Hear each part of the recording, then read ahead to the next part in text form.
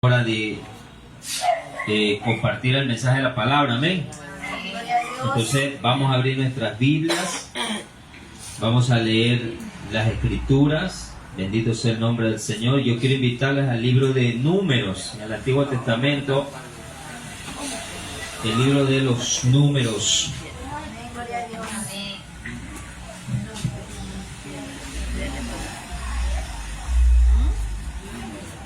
La palabra del Señor nos va a hablar en esta noche en el libro de los Números. Amén, gloria a Dios. Números. Gloria a Dios. Gloria a Dios. Aleluya. ¿Número qué? Números. En el libro de los Números, téngalo ahí, ya lo vamos a ver en el capítulo 14. ¿Sabe usted que el libro de los Números no se llama originalmente Números? Cuando lo tradujeron al español le pusieron Números porque ahí hay muchas historias en las que se cuenta, hay números, se hace censo y un montón de cosas. Pero el libro originalmente lleva el nombre de las primeras palabras con el que inicia. En el capítulo 1 del verso 1 dice: habló Jehová el Señor estas palabras estando en el desierto. El libro en sí se llama En el desierto, se llama Bat Midbar, en el desierto. ¿Sabe? Cuando se habla de desierto, se habla de pruebas, de carestías, de un tiempo de aflicción, ¿no? Y los seres humanos somos personas que siempre estamos pasando esos tiempos. Y aunque las necesidades físicas por afuera estén suplidas, a veces las personas están pasando desiertos internamente, en el espíritu. Siempre hay conflictos en la mente, siempre hay conflictos emocionales o espirituales o situaciones que quebrantan el corazón y que a veces nos sentimos de alguna manera solos. Por eso el desierto se ha convertido en esa imagen de cuando nos sentimos en una necesidad profunda y nos sentimos abandonados. A tal punto que ciertas situaciones, aún siendo nosotros creyentes, nos hacen sentir que el Señor nos ha abandonado. Sabemos intelectualmente y por medio de la palabra que somos hijos de Dios. ¿Cuántos son hijos de Dios? Amén. Y sabemos que el Señor nos ha adoptado como hijos suyos. Amén. Y la Escritura dice que a aquellos a quienes el Señor nos ha llamado, nos ha justificado, nos ha santificado y nos ha glorificado. Ya en la mente del Señor ya está la obra hecha total y perfecta, pero humanamente se nos hace a veces difícil a nosotros concebir el perfecto plan de Dios ya cumplido en nosotros. Amén. Amén. Y es allí cuando también el desierto se convierte en un lugar de prueba para nuestras vidas. Amén. Amén. Y necesitamos, amados hermanos, aprender a caminar en el desierto. ¿Cuántos dicen gloria al Señor? Gloria a Dios, aleluya. Cuando nosotros leemos la Biblia, una de las historias más fundamentales y poderosas en el Antiguo Testamento es la liberación del pueblo de Israel de Egipto. ¿Cuántos saben eso? Esa liberación gloriosa, con mano poderosa, con milagros y señales que Dios hizo para libertar a Israel de la esclavitud. Más de 430 años sometido bajo el poder y el yugo de los egipcios, dice la Escritura que ellos estuvieron. Amén. Y cuando llegó el tiempo, cuando llegó el momento, el Señor con mano fuerte y con milagro envió a Moisés y se glorificó en los dioses, en el poder de Egipto, en la supremacía de Egipto para liberar al pueblo que él había planeado en su corazón liberar. Y esa figura del Antiguo Testamento es una tipología de lo que en el futuro iba Dios a hacer por medio de Jesucristo. Este pueblo que está aquí presente y cada persona que es creyente, que ha creído en el Señor Jesús, que entiende que la cruz, en la cruz está nuestro perdón, la puerta de nuestra salvación.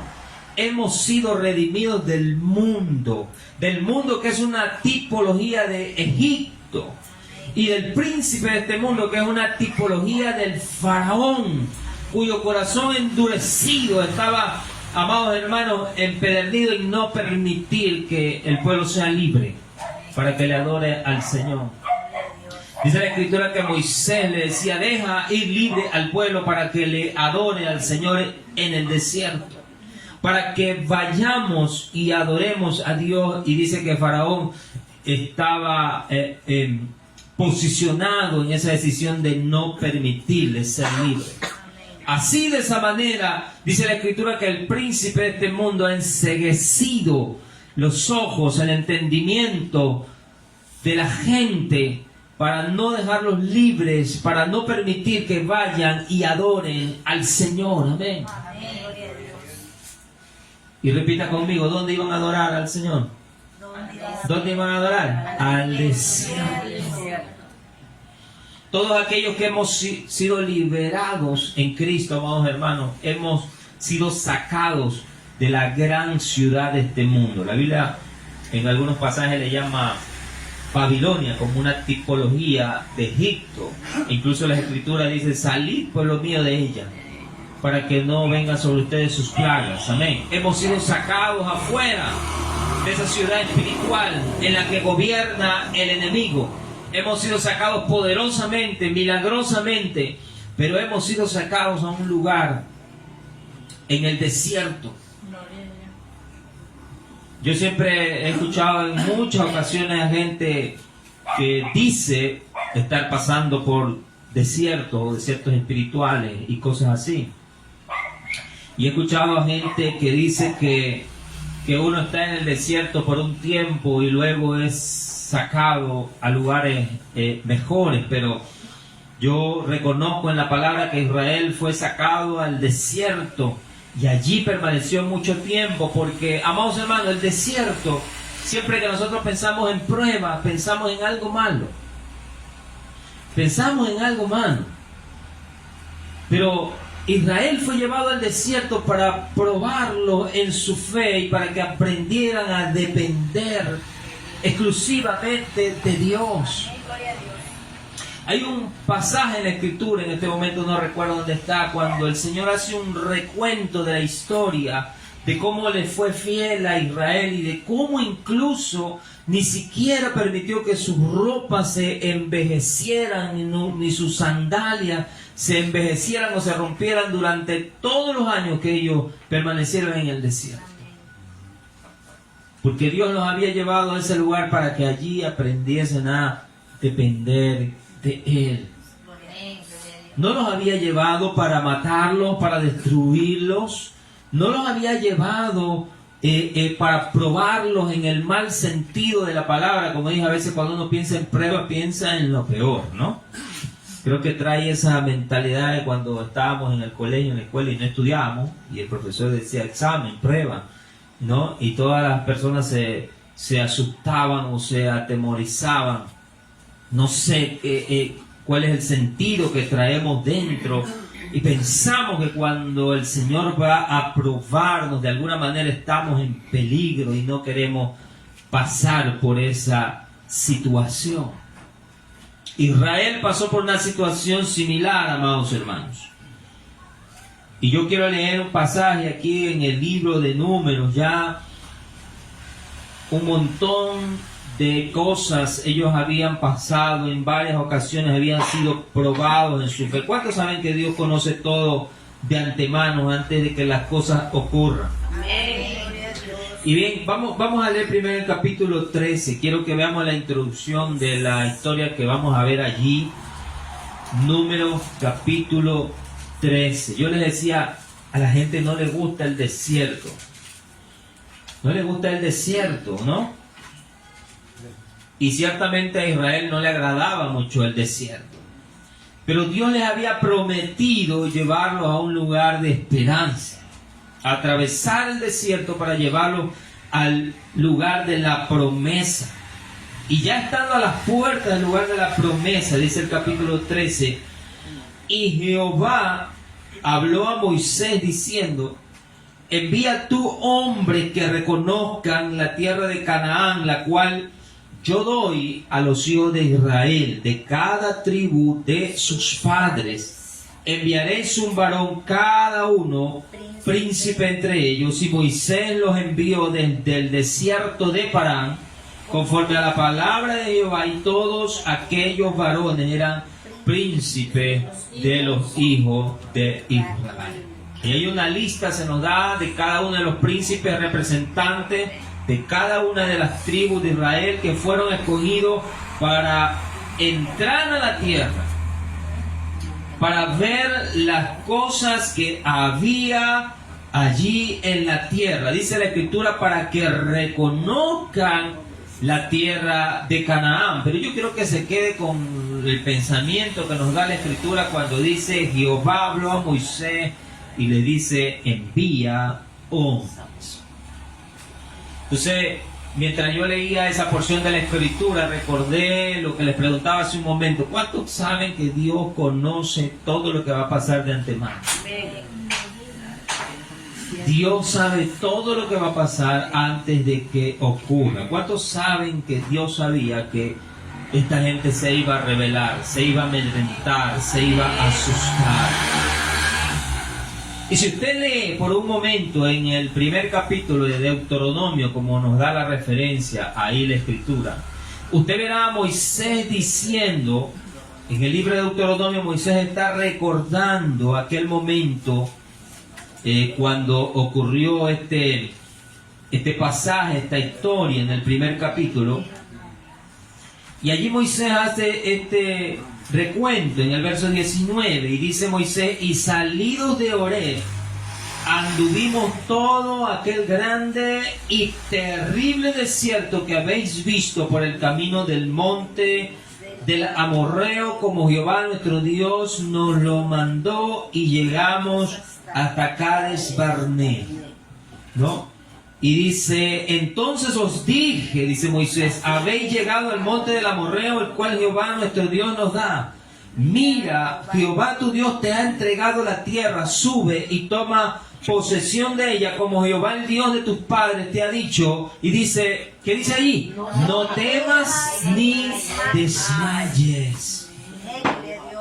Pero ahora miren lo que dice el verso 22, y esto es lo que llama la atención, y dice: vinisteis a mí, todos vosotros vinisteis a mí y dijisteis: enviemos varones delante de nosotros que nos reconozcan la tierra, y a su regreso nos traigan razón del camino por donde hemos de subir y de las ciudades a donde hemos de llegar.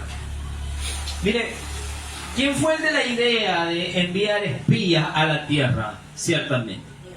¿A quién fue el que le nació en el corazón enviar espías adentro de la tierra para ver lo que había ocurrido? Decía la hermana: Dios, leímos en la Escritura, pero realmente Moisés dice que fue el pueblo.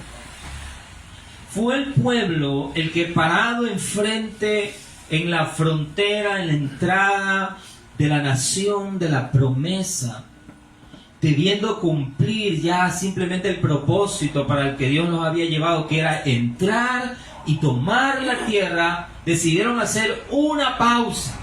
Decidieron, ¿cómo podría decirlo? Decidieron analizar en su mente primero lo que iban a hacer y ver cómo estaba el terreno, a ver si se aventuraban. Yo sé que los seres humanos en cierta manera somos analíticos, ¿no? Y a veces estudiamos primero el terreno, pero en las cuestiones de Dios, cuando Dios había dado ya la palabra, ya les había marcado el propósito y les había dicho lo que iba a ocurrir, los iba a llevar hacia ese lugar para que ellos entraran y tomaran la tierra. Eso les había dicho a lo largo de todo el camino mientras atravesaron el desierto. les había prometido llevarlos a esa tierra donde fluye la leche y miel para que la tomen, porque Él se la había prometido a sus padres. Y estando en la puerta, estando ahí en el sitio, ellos decidieron hacer un alto y enviar primero espías. Esa fue una de las peores decisiones que tomaron. Ciertamente en el libro de Números dice que Jehová habló a Moisés, pero no dice que al Señor se le ocurrió la idea de enviar espías, sino que obviamente, como dice Moisés, me pareció bien a mí la idea que ustedes tuvieron. Yo creo que Moisés le consultó al Señor y Dios, a pesar de saber lo que iba a ocurrir, decidió permitir que ellos hagan como los planes que se habían concebido en su corazón.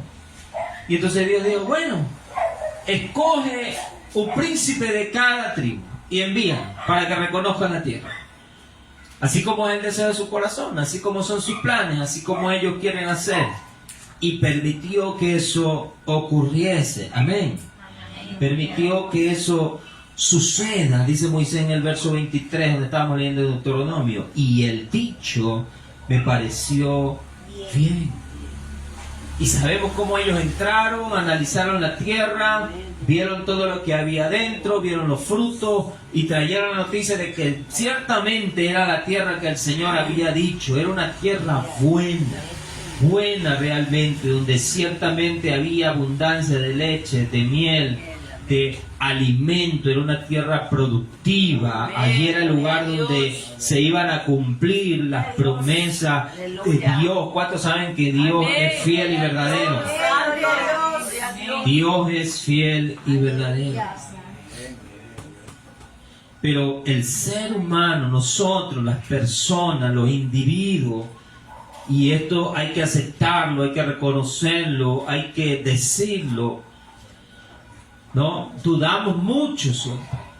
Y especialmente dudamos mucho de Dios.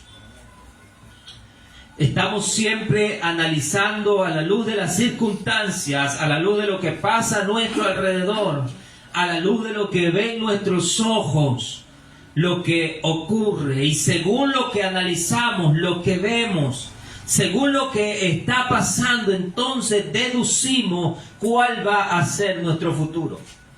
Pero Dios se adelanta y nos da una promesa y nos da una palabra y nos dice qué es lo que va a ocurrir o qué es lo que Dios ha planeado para nosotros. Pero las circunstancias logran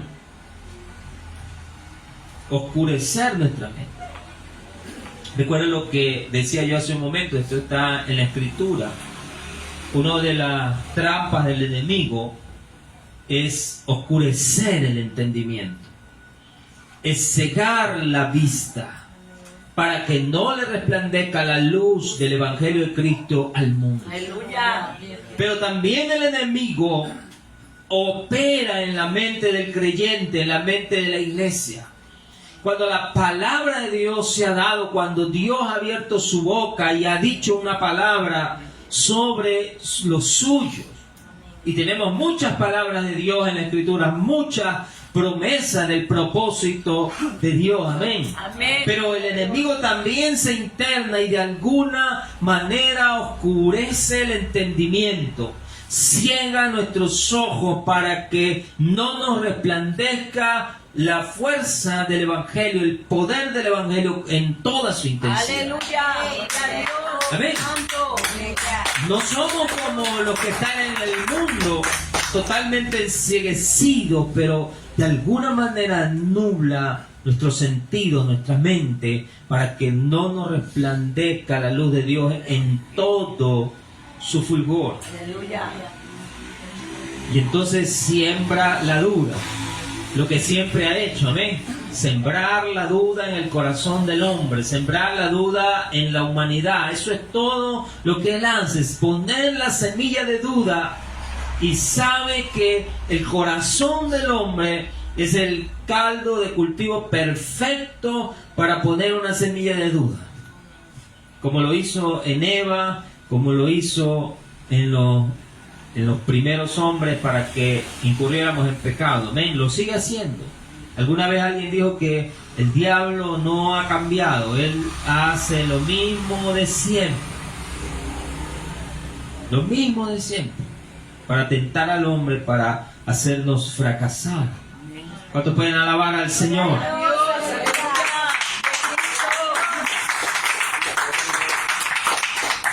Quiero que vuelva conmigo a Números 12 porque esto es importante. Número 14, perdón, donde estábamos leyendo. 13 estamos.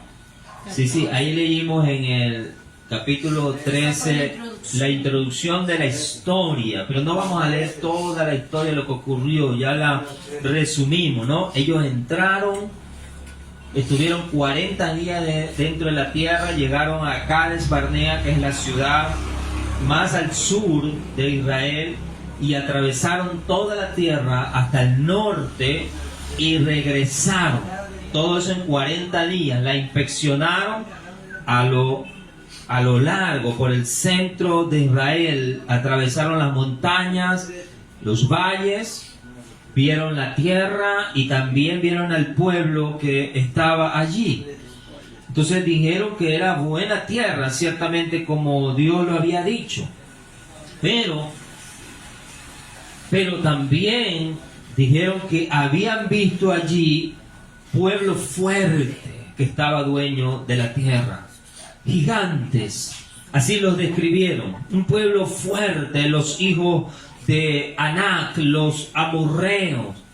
Ese pueblo que habita en esas ciudades es un pueblo grande y fuerte. Y ellos dijeron, según nuestro parecer, según nuestro entendimiento, según como nos vemos ante ellos, nosotros parecemos como langostas, ¿no?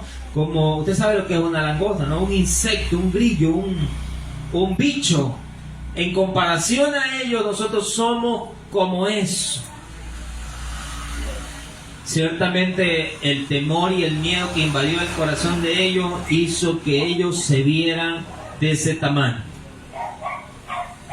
Yo creo que la Biblia no miente al decir que allí habitaban gente realmente grande, pueblos fuertes, pero si los ponemos uno al lado del otro, yo creo que no era tanto la comparación, tanto la exageración, pero el temor, el miedo, la ofuscación hizo que ellos se compararan como langostas ante la gente que vivía allí. Amén. Por lo menos ese fue el dictamen, el análisis que hicieron 10 de los 12 espías.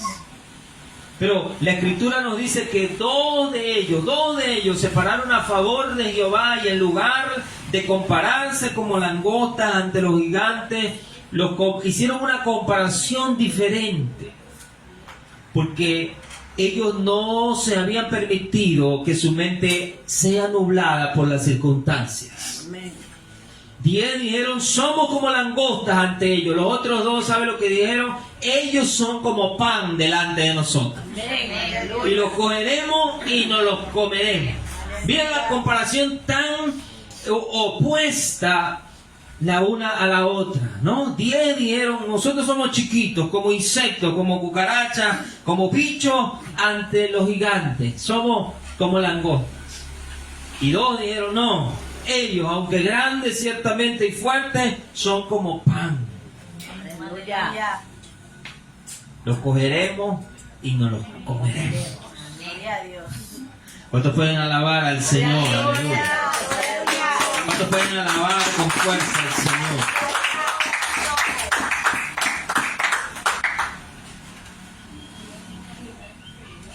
¿Cuántos saben que Dios es fiel? Amén. Gloria a Dios. Dios es fiel. Pero la Escritura también dice que Dios es celoso. ¿Cuántos creen que Dios es celoso? Cuando la Biblia habla de celos, no se refiere a esos celos que nosotros conocemos aquí en el mundo. Diabólico y satánico. Perverso. Dios es celoso, amados hermanos. Celo espiritual. Escúcheme acá. El celo de Dios, escúcheme, ¿dónde radica el celo de Dios? El celo de Dios radica en el hecho de que su pueblo le crea a Él. Aleluya. radica en el hecho de que su pueblo le crea.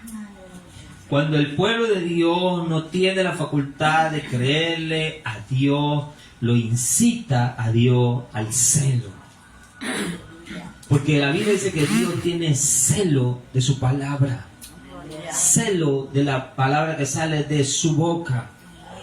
Porque Él es fiel y verdadero. Dice la Escritura en el Nuevo Testamento que todo hombre es catalogado como mentiroso. Amén. No hay hombre que pueda decir, no, yo soy fiel y verdadero. No, todo hombre es catalogado como mentiroso y solo Dios se cataloga como veraz. Amén. Y fiel. Dios, aleluya. Veraz y fiel. Así que no creer en la palabra que Dios dice, la palabra que Dios anuncia, la palabra que Dios proclama de su boca. Dudar de ella es dudar totalmente de Dios, de su integridad, dudar de su poder, de sus facultades, de lo que Dios es. No es simple, no es como cuando nosotros dudamos de alguien y decimos, no te creo. Siento que tú eres mentiroso, ¿no? No es que dudamos totalmente de la persona, dudamos de su palabra. A veces le podemos creer en otras cosas, pero con la palabra como que no confiamos mucho. Con Dios no, es diferente. Cuando nosotros no creemos en la palabra de Dios, estamos desvalorizando lo que Dios es. Lo estamos sacando de su sitio. Estamos diciendo, no, yo no creo que tú seas Dios. No creo que seas lo suficientemente poderoso, lo suficientemente grande. No creo que tú realmente valgas o sirvas como Dios. Por eso la Escritura dice que Dios es un Dios celoso, grandemente celoso. Y su celo se enardece cuando no tenemos la capacidad de creer en la palabra que sale de su boca. Aleluya.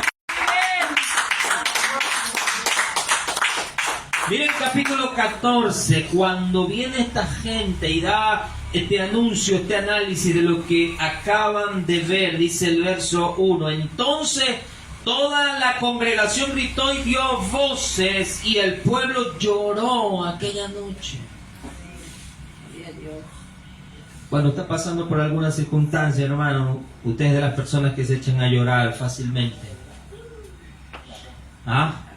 ¿Cuántos de ustedes son de los que se echan a llorar fácilmente?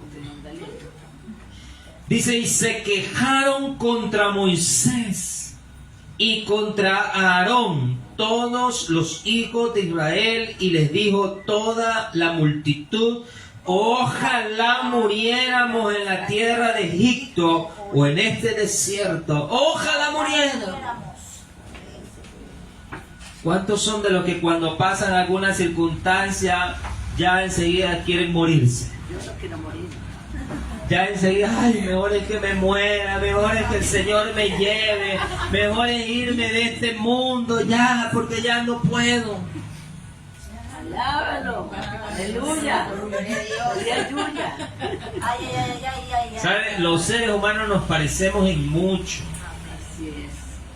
Así que cuando la Biblia hace un análisis de lo que estas personas estaban viviendo, es un análisis que es generalizado y que se aplica a cada persona, incluso a los creyentes. Ellos se llenaron de dolor, lloraron e incluso deseaban morirse ahí mismo. Y miren, todavía esto no termina, porque primero lloran, se lamentan, se llenan de amargura, se llenan de decepción, ¿no? Quieren morirse. Pero viene luego el clímax. Todo ese enojo, toda esa amargura, toda esa aflicción la lanzan contra Dios. Eso es lo último. Cuando permite que el miedo, el lloro, el lamento, la decepción y la desesperación abarque demasiado en tu vida, entonces vas a terminar echándole la culpa a Dios de lo que está pasando contigo.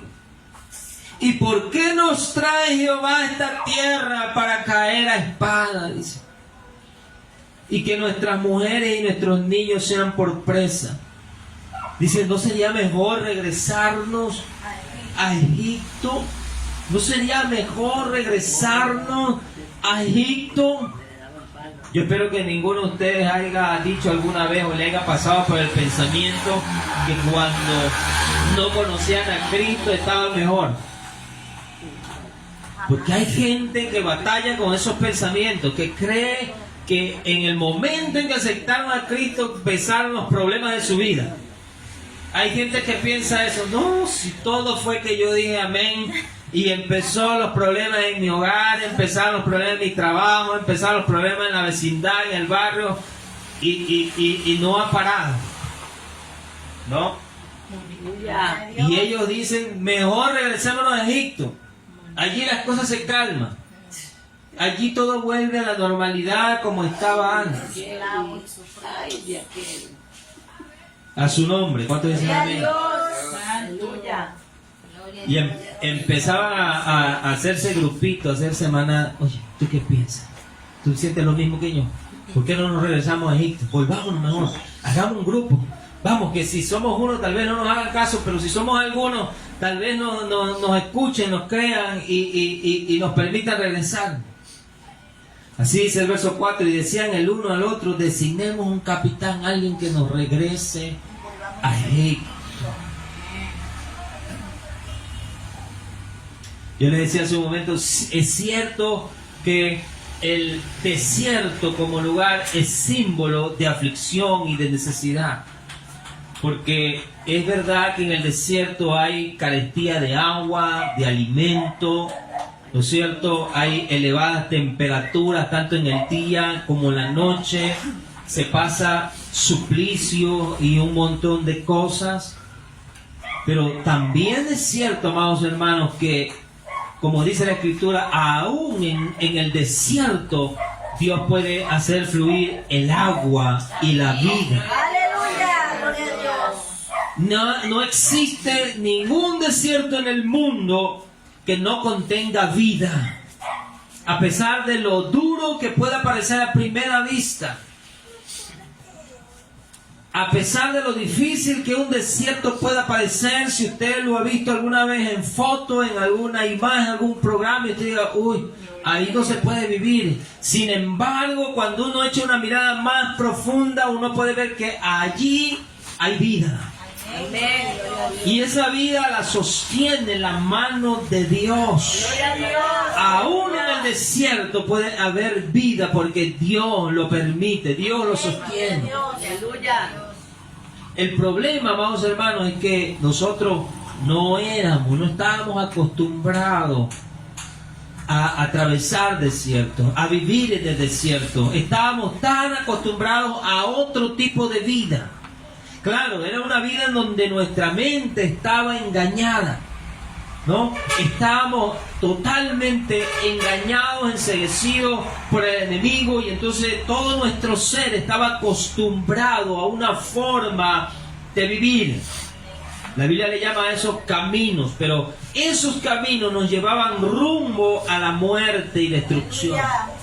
Pero íbamos enceguecidos, íbamos embobados, adormecido en nuestro espíritu. Pero una vez que el Señor nos despertó y nos llamó y nos sacó de esa situación, ciertamente la única manera de salir de ese lugar era atravesar el desierto. ¡Aleluya!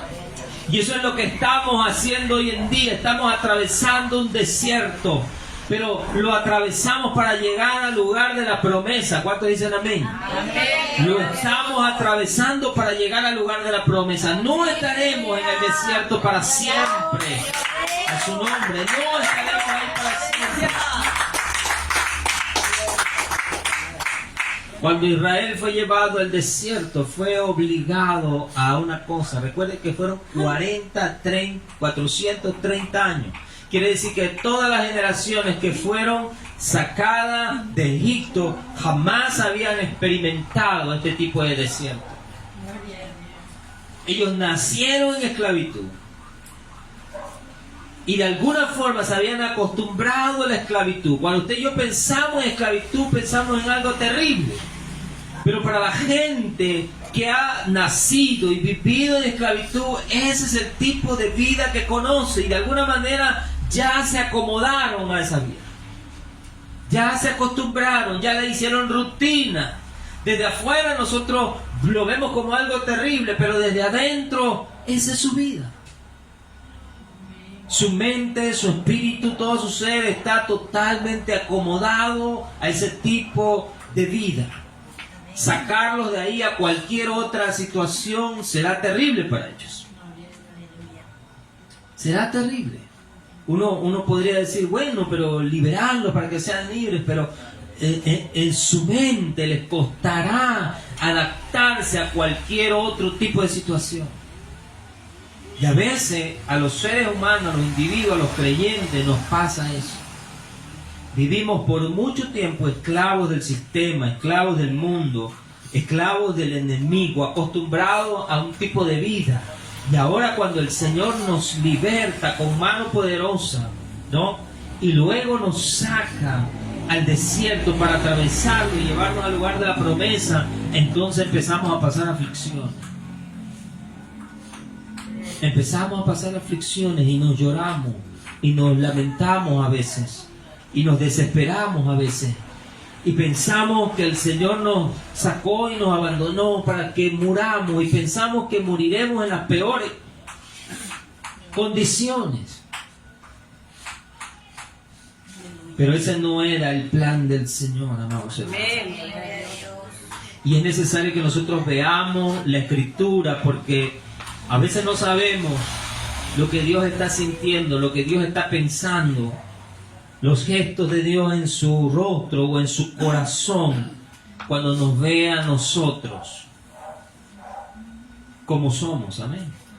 Vamos a seguir un poquito la lectura y dice la Escritura, verso 5, Moisés y Aarón se postraron sobre su rostro al ver esta situación delante de la multitud de la congregación de los hijos de Israel. Y dice Josué, hijo de Nun, y Caleb, que eran los dos únicos de los 12 espías que estaban a favor de Dios, dice, rompieron sus vestidos y hablaron a toda la congregación de los hijos de Israel, diciendo, la tierra por donde pasamos para reconocerla es tierra en gran manera buena. Si Jehová se agradare de nosotros, Él nos llevará a esta tierra y nos la entregará, tierra que fluye leche y miel. Por tanto, no seáis rebeldes, le dice, contra Jehová, ni temáis al pueblo de esta tierra, porque nosotros los comeremos como pan. Su amparo se ha apartado de ellos, y con nosotros está Jehová, no los temáis. El temor, amados hermanos, es un espíritu tan fuerte que nos doblega, nos desarma, nos desanima, y sobreponerse al temor, al miedo, es realmente una gran batalla. El temor hace también que el espíritu que el Señor ha puesto en nosotros se apague de alguna forma, por decirlo así. Por eso la Escritura dice que el Señor no nos ha dado espíritu de temor para estar otra vez en temor, en ese temor en el que vivimos antes. Porque la Escritura dice que el temor ¿de dónde viene, amados hermanos? Naturalmente, ¿a qué uno le tiene miedo? Uno no le tiene miedo a cualquier cosa. Eso le llaman, fobia, cuando hay personas, y son ciertas personas que le tienen miedo a algo irracional, pero normalmente uno le tiene miedo a cosas que te causan daño, a cosas que pueden quitarte la vida. Amén. Entonces, el temor es específico de un temor a la muerte. Cuando la Biblia se refiere al temor, se refiere específicamente a eso. A ese temor de que te mueras o algo malo le pase a alguien en tu familia, o ese temor a perderlo todo, porque muerte es un derivado de eso, de perderlo todo. Y uno siente que se murió al perder todas sus posesiones, su familia, todas sus cosas, piensa que ya no es nadie, está muerto, mejor la tumba, dicen algunos por ahí. Entonces, cuando la Biblia se refiere a temor, se refiere a eso, a morir, a perderlo todo. Pero la Biblia dice que el Señor nos libertó de ese temor. Porque ese temor nos lleva a la esclavitud. El Señor nos sacó de la esclavitud. Lo que te mantiene en esclavitud es el temor. Cuando el temor vuelve para hacernos esclavos. Cuando la palabra del Señor viene para sacarnos de la esclavitud, para hacernos libres. Pero claro, la libertad tiene su costo. Amén. La libertad tiene su costo. No es lo mismo, por ejemplo, ser un hijo de familia en donde tus padres se encargan de todo. Ellos son los que trabajan, ellos te llevan la comida a la casa y tú simplemente haces lo que ellos te dicen y todo te llega. Amén. Te dan la ropa, te dan la casa, te dan la comida, no tienes que preocuparte por esas cosas. Así son la mayoría de los adolescentes, pero sin embargo ustedes lo ven que ellos en su mente se rebelan contra lo que sienten que es la esclavitud de sus padres. Oh, es que mis padres me tienen esclavo, me obligan a hacer esto y cosas como esa, ¿no? Pero lo tienen todo. Entonces cuando llega el punto en que se quieren liberar, por así decirlo, se liberan. Pero con la libertad viene el precio. Ya no tienes a tus padres que te van a tener la comida lista en la mesa, todo suplido en la nevera, la ropa lista, el dinero para tus necesidades, ¿no? La libertad tiene su precio. Amén. Ahora tú vas a tener que trabajar y sudar, ¿no es cierto? Y construirte una vida. La libertad tiene su precio. Lo mismo ocurría con Israel, fueron esclavos. Y mientras fueron esclavos, Egipto les suplía la comida. Por eso yo decía, oh, en Egipto teníamos aunque sea cebolla, puerros, teníamos esto, la comida estaba ahí presente, ¿no? Ellos no salían a sembrar, eran esclavos, pasaban haciendo adobe, ladrillo, pero cuando llegaba la hora de comer, ahí estaba la comida. Cuando llegaba la noche, a la hora de dormir, ahí estaba el lugar en donde se iban y se acostaban. Entonces no tenían que preocuparse de esas cosas, pero eran esclavos. Pero cuando fueron hechos libres, ahora sí tenían que preocuparse de eso. Y se empezaron a preocupar en demasía, porque vieron el desierto, y vieron en el desierto necesidad. Amén. Pero se olvidaron que Dios estaba con ellos. Cuando dicen gloria al Señor. Se olvidaron que Dios caminaba a su lado. Se olvidaron que Dios era para ellos en el día columna de nube y era para ellos en la noche columna de fuego. Porque ciertamente en el desierto hay temperaturas extremas. En el día hace un grande calor, ¿no? Y en la noche hace un terrible viento y frío. Así que Dios los protegía. Era nube en el día y era fuego en la noche. Les daba luz y calor, los mantenía tibiecitos. ¿Cuánto dan gloria al Señor? Hay algunos que están ahorita tibiecitos y no se dan cuenta. Y dice la Escritura, el verso 10, y entonces toda la multitud, y se habló de apedrearlos. Querían apedrear a Moisés, a Aarón, a Josué, a Caleb, por las palabras que ellos decían. Hablaron de apedrearlos, pero miren lo que ocurrió aquí. Pero la gloria de Jehová se mostró en el tabernáculo de reunión ante todos los hijos de Israel. Cuando ellos estaban a punto de apedrear a esta gente, la gloria de Jehová se manifestó. Y aquí quiero que lea el verso 11, porque son una de las versos, las palabras más terribles, tremendas que nosotros podemos encontrar en la Escritura. Mire, la gloria de Jehová simbolizaba al Señor llegando a la reunión y dice, y Jehová le dijo a Moisés, ¿hasta cuándo me ha de irritar este pueblo? ¿Hasta cuándo no me creerán con todas las señales que he hecho en medio de ellos? Aleluya. Gloria a Dios. Escuche las palabras del Señor. ¿Hasta cuándo me han de irritar? Aleluya. Allí primero podemos ver el enojo, tal vez, la decepción, tal vez. Si Dios fuera hombre, podríamos decir la frustración de Dios, mirando a ese pueblo en medio del cual hizo grandes proezas y maravillas para libertarlo, de Egipto, abrió ante ellos el mar rojo, Amén.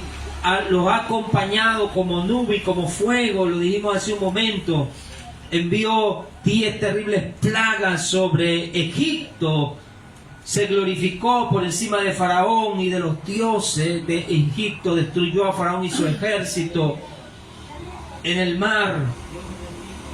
Y sin embargo, todavía esas cosas no son suficientes para mantener la fe del pueblo intacta. ¿Cuántas cosas ha hecho el Señor en su vida? Amén. Gloria a Dios. ¿Cuántas cosas ha hecho Dios en nuestra vida? Muchas. Pero dígame la verdad, ¿verdad que cuando ya pasan unos días de esas maravillas, de ese algo que Dios ha hecho en su vida, como que la mente se hace frágil? Como que las circunstancias se hacen más grandes, como los gigantes, como los hijos de Anak, se hacen mayores. Y aunque sabemos intelectualmente que Dios ha hecho maravillas, esas maravillas como que se hacen chiquititas ante las circunstancias, ante los problemas, ante las dificultades, ante las necesidades, y caemos otra vez en la tentación de dudar de la palabra del Señor. Aleluya.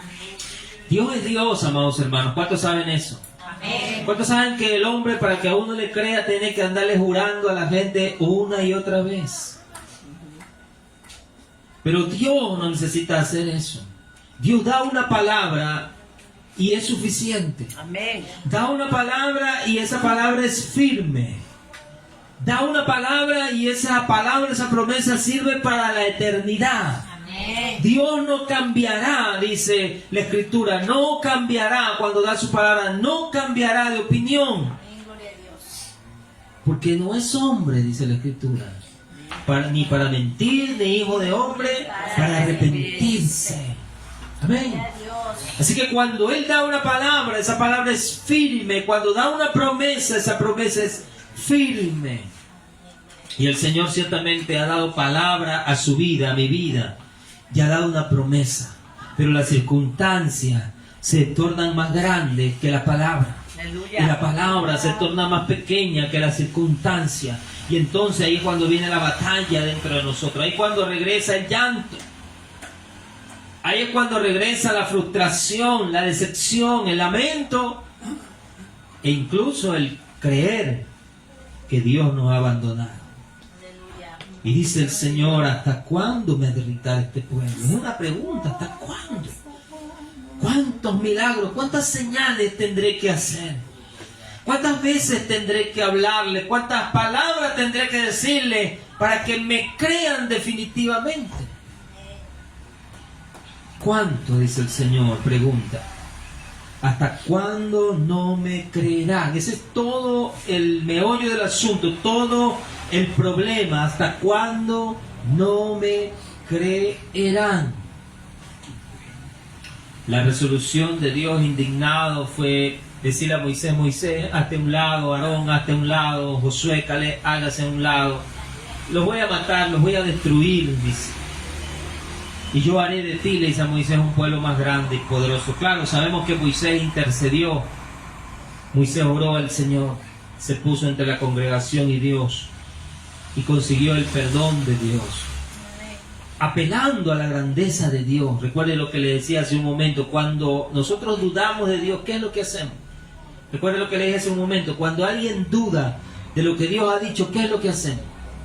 Rebajamos a Dios, lo hacemos pequeño, lo sacamos de lo que Él es como Dios, rebajamos su gloria. Amén. Y Moisés apeló a la grandeza de Dios para que perdone al pueblo. Quiero que vea el verso 13.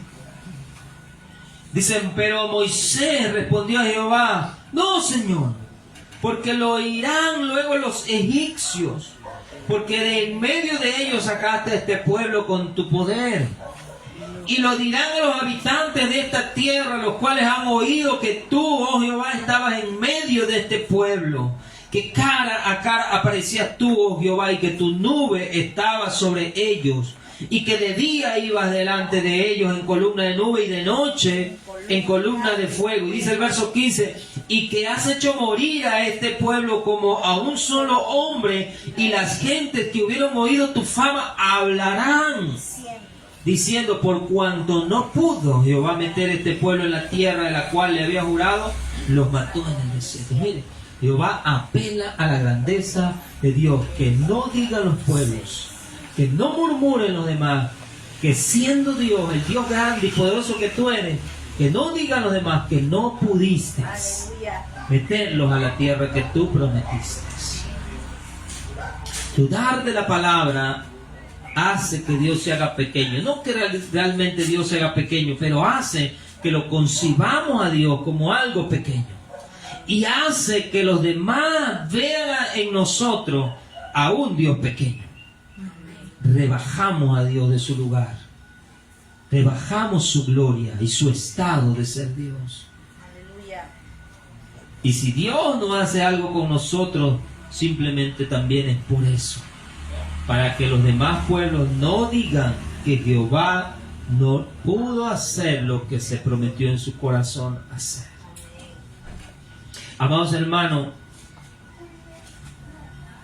Jesucristo alguna vez dijo en el Evangelio de Juan que el Padre le había dicho que de todo lo que Él le había dado, se lo había dado para que no pierda a ninguno. ¿Cuántos han leído esa porción? De todo lo que el Padre me dio, me los dio para que no pierda a ninguno. Cada creyente que ha creído en el Señor Jesucristo estamos en las manos de Dios. Fuimos entregados bajo la tutela de Cristo para que ninguno se pierda. El Señor cada día está trabajando para meternos a la tierra de la promesa. Pero al mismo tiempo está batallando intensamente contra nuestras dudas, contra nuestros temores, contra nuestras inseguridades, contra nuestras flaquezas. Creámosle a Dios, amados hermanos, creamos en su palabra. ¿Cuántos dicen amén? Gloria a Dios, aleluya. Quiero que vaya conmigo al libro de Hebreos en el capítulo 3. En el libro de Hebreos, en el Nuevo Testamento, el capítulo 3. Esta palabra es para la iglesia. Nosotros leímos una historia que es una historia que está en el Antiguo Testamento, algo que vivieron y experimentaron gentes que ya no viven, que ya murieron hace mucho. ¿Cómo pues podemos hacer una aplicación de la historia, de lo que ellos vivieron y lo que pasaron a nosotros? Dice así el Nuevo Testamento en el libro de Hebreos. Bendito sea el Señor.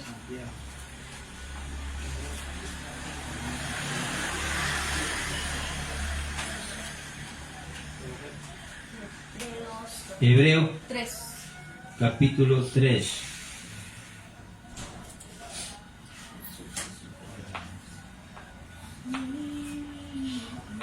Dice el verso 7.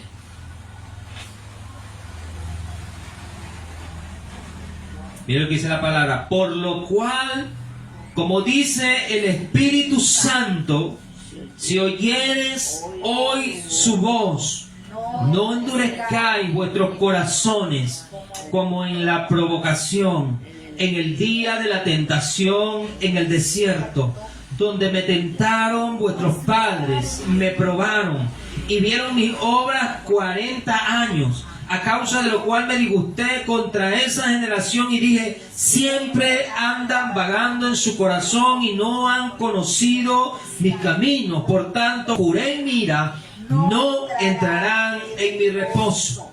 Y dice el escritor: mirad, hermanos, que no haya en ninguno de vosotros corazón malo de incredulidad para apartarse del Dios vivo. El escritor de Hebreos trae esta palabra que ha sido escrita ahora en los Salmos. El salmista, muchos años después de lo que ocurrió en el desierto, recapitula esas palabras, recuerda cómo Israel le tentó a Dios en el desierto y cuáles fueron las consecuencias. Muchos años después, ya en el Nuevo Testamento, el escritor vuelve a tomar esas palabras como una tipología de la vida cristiana, para que no nos ocurra lo mismo que a ellos, para que aprendamos de la lección de lo que a ellos les pasó. Ellos dudaron de la palabra, de la promesa de Dios, y ello nos llevó a tentar a Dios, a probarlo, a provocarlo. Aleluya. Y dice la Escritura, ahora dice el Espíritu Santo, ahora dice el Espíritu Santo, si oyeres hoy su voz, no endurezcáis vuestros corazones. Endurecer el corazón significa resistir a la palabra de Dios. No solamente significa negarla, sino dudar de ella. No creer completamente en lo que Dios está diciendo. Nosotros hemos sido llamados para ser hombres y mujeres de fe. Dice la Escritura, porque por vista no andamos, sino por fe. No andamos por vista. Las circunstancias ciertamente a veces suelen ser terribles, suelen ser difíciles, pero las circunstancias no son las que indican lo que va a ocurrir con nosotros. El que indica lo que va a ocurrir con nosotros es Dios. Gloria a Dios, aleluya. Y yo quiero preguntarles, amados hermanos, ¿a cuántos de ustedes Dios les ha hablado? ¿A cuántos de ustedes Dios les ha hablado? Por algún medio. Tal vez les ha hablado directamente, tal vez les ha dado una revelación, una palabra a través de alguien, tal vez un sueño, no lo sé. ¿A cuántos de ustedes Dios les ha hablado? Amén. Gloria a Dios. A veces nosotros no ponemos atención a la voz de Dios. A veces decimos, no, Dios no me ha hablado. No sé si Él me habrá dicho algo. Y vivimos con esa duda, esa manera de ver las cosas, pero ciertamente Dios nos habla. A todos nos habla de manera diversa, diferente, pero nos habla. Porque somos sus hijos. A veces nos habla simplemente a la conciencia, al corazón. A veces nos habla a través de su palabra, pero sin embargo siempre estamos dudando de la palabra de Dios. No endurezcáis vuestro corazón, dice la Escritura.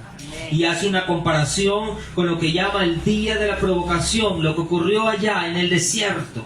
Precisamente la historia de lo que vimos, el día de la tentación, dice, donde me tentaron, vuestros padres me probaron y vieron, ahí dice, vieron mi sobra, pero nosotros lo podemos traducir como vieron las consecuencias, las sufrieron 40 años.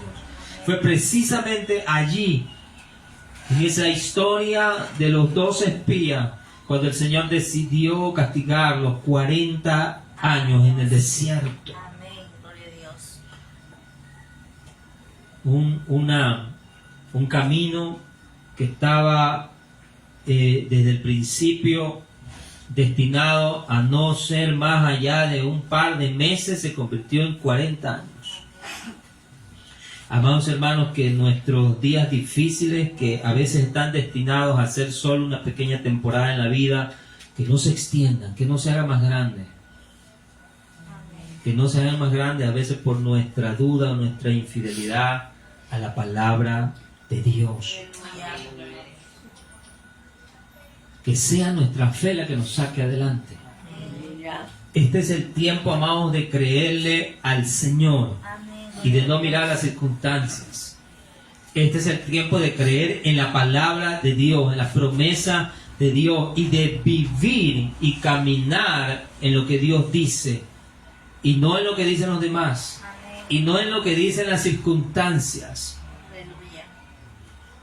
Amén. ¿Cuántos dicen amén? Amén. Gloria a Dios. ¿Cuántos creen en Dios? Aleluya. Amén. Aleluya. Gloria a Dios. ¿Usted necesita algo de Dios? ¿Qué dice la Escritura para los que necesitan algo de Dios? Que si necesitan algo de Dios, ¿qué tienen que hacer? Pídalo con fe. ¿Cuántos aquí necesitan algo de Dios? Levante su mano, quiero verlo. Yo sé que no son muchos, yo sé que no son todos. Todos necesitamos. Todo el que necesite algo de Dios dice, pídalo. ¿Y pídalo con qué? Y pídalo con fe. Pídalo, hermano. Si necesita algo de Dios, no se eche a lamentar. No se eche a llorar. No deje que la decepción o la frustración lo invada.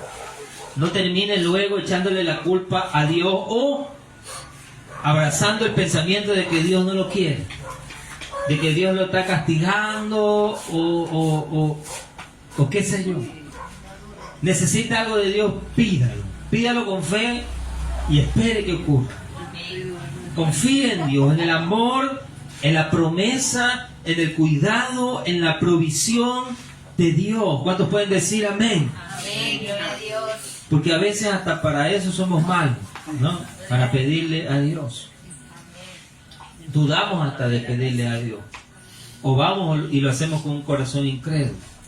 O un corazón lleno de miedo, temeroso, ¿no? Y aunque a veces abrimos la boca y decimos, Dios, mira lo que está pasando, no hay fe en eso, solo hay lamento.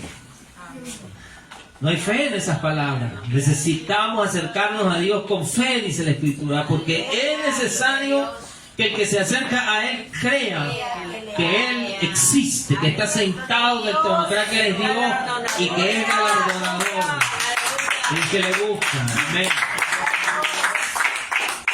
Amados hermanos, fuimos llamados a ser un pueblo de fe. Aleluya, gloria a Dios. Sí, estamos atravesando un desierto y ese desierto es necesario. Es necesario para poder escapar del mundo y del pecado. Y es necesario para poder llegar al lugar de la promesa. Sí. Pero no porque estemos atravesando un desierto, hemos sido destinados a morir en el desierto. Amén, gloria a Dios. Hemos sido destinados a atravesarlo Aleluya. y a ver la gloria de Dios en el desierto. Aleluya. Y a ver a Dios supliéndonos en el desierto. Amén. Así que párese sobre sus pies espirituales, fortalezca su fe y su corazón. Aleluya. Párese firmemente en oración delante de Dios. Únase a Dios, camine con Él. ¿Cuántos dicen amén? Amén, aleluya. Así como Dios caminaba con el pueblo de Israel, amados hermanos, párese y camine al lado de Dios. Y eso es una tipología de asóciese con Dios. Santo, aleluya. Asóciese con el Señor y dígale, Señor, me voy a parar, no me voy a lamentar más, voy a caminar. Señor, no voy a parar. Voy a tomar las circunstancias de mi vida, las voy a tomar en mis manos. Y las voy a retirar. A su nombre. Gloria a Dios. No deje que el lloro, la frustración, el miedo invada su corazón, porque esas cosas nos llevan nuevamente a la esclavitud, hermano. Amén. Y el Señor nos ha llamado para salir de la esclavitud y vivir en libertad. Pero como dije hace un momento, la libertad tiene su precio. La libertad tiene su precio. Aleluya. Si usted quiere ser libre, párese y camine. Amén. Amén, gloria a Dios. Ya no somos bebés chiquitos para que nos lleven en coche, tapaditos y con toldo y con la teta en la boca. No, párese y camine y asóciese con Dios. Como los hombres de Dios de los cuales nos habla la Biblia. Todos ellos de los que nos habla la Biblia, ellos vivieron en el desierto, caminaron en el desierto, cruzaron el desierto una y otra vez. Y sin embargo, Dios prosperó sus vidas y cumplió su plan. Solo usted nada más es el que está acostumbrado a vivir en la ciudad. Amén. Ellos vivieron en el desierto, en grandes necesidades, y sin embargo Dios los cuidó. Amén. Aprendamos a vivir en el desierto, hermano. Aprendamos a atravesarlo, a caminar creyéndole a Dios en todo. No permitamos que una circunstancia nos lleve a provocar a Dios, a tentar a Dios, porque nos ha llamado a ser hombres y mujeres de fe. Dígalo conmigo, hombres y mujeres de fe. A su nombre. Cuando venga alabanzas al Señor, gloria a Dios. Póngase de pie, cierre sus ojos, aleluya. Gloria a Dios. Gloria sea al Señor. Aleluya. Padre, gracias. Gracias, Señor, por este pueblo, mi Dios, que tú has libertado con mano poderosa de Egipto, del mundo. Mi Dios. Gracias porque nos sacaste, Señor, de la mentira, del engaño del diablo. Has abierto nuestros ojos. Sí, mi Señor. Gracias, Señor, porque nos sacaste de esa esclavitud que nos llevaba a la muerte, que nos tenía adormecidos, Padre, y nos has puesto sobre nuestros pies. Nos has dado grandes promesas, nos has hecho libres para gloria de tu Gloria a nombre. Dios, aleluya. Y ahora caminas con nosotros, Señor, esta travesía, esta peregrinación. que aunque hay dificultades, Señor, todas ellas sirven para ver tu gloria en nuestra vida, Padre. Sí, Señor. Oh, Señor, gracias te damos. Gracias, Señor. Gracias en el nombre poderoso de Jesús. Jesús, aleluya. Gracias porque Él es nuestro libertador y nuestro salvador. Si hay necesidad en nuestra vida, Padre, esa necesidad no es para destruirnos. Si hay enfermedad, esa enfermedad no es para matarnos, como dijo Jesús. Todas esas cosas son para que el Hijo de Dios se glorifique en nosotros. Aleluya. Para que Él se glorifique en nosotros. Para que veamos su gloria y para que el mundo vea su gloria a través de nuestras vidas. Aleluya. Gloria a Dios. Oh, amados hermanos, crea en la palabra de Dios. Poderoso Señor. Aférrese Amén. en fe a las promesas de Dios, de Cristo. Gloria a Dios. Usted ha sido destinado para ser victorioso en Dios, Amén. para llegar a la ciudad prometida, aleluya. No para morir en el desierto. Amén. Gloria a Dios. No permita que las circunstancias lo lleven a tentar a Dios, a dudar de Él. No rebaje a Dios del sitio donde Dios está. Él es más grande que todas las cosas, aleluya. Sí, Señor. Y no hay circunstancia en esta vida que se compare con nuestro Gloria a Dios. Dios, aleluya. No hay gigante como nuestro Dios, porque Él es poderoso gigante, aleluya. Poderoso. Poderoso gigante. Gracias, Señor, porque tú nos llevas hacia adelante y ninguno, dígalo conmigo, ninguno se perderá. Aleluya, bendito sea el Señor. Gloria a Dios. Alabado sea el nombre del Señor. Gloria a Dios. ¿Cuántos pueden decir amén? ¿Cuántos pueden dar gloria a Dios?